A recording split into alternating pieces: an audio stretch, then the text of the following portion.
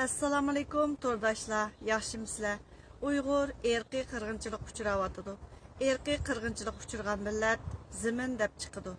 Uyg'urning erkiy qirg'inchilik uchrash sababi shu ziminning egisi bo'lganligida.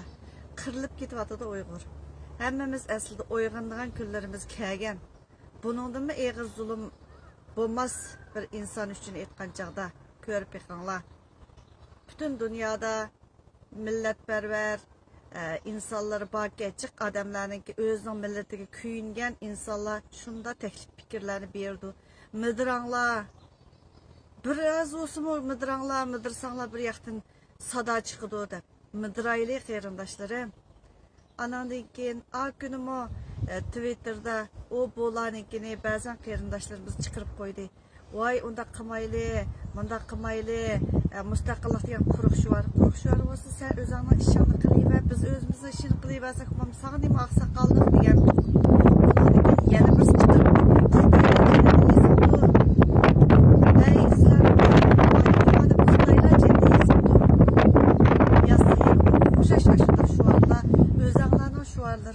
o'xshash.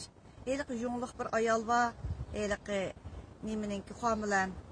Andiki homilan homilan ayollar qo'shildi. Jex narsa sababsiz emas, yirtizinglar bir tutash. Lekin bu o'zimizning ishi. Ziminning egisi Xitoy emas, ziminning egisi Uyg'ur. Ziminning egisi xoin emas. Ziminning egisi shu vatan deganlar. Vatanning ichida o ziminning egisi. Biz faqat vatanning ovozi bo'la olamiz. Ular çaresiz, biz çaresiz emas. Uyg'ur erkiy qirg'inchilik uchrayotidi.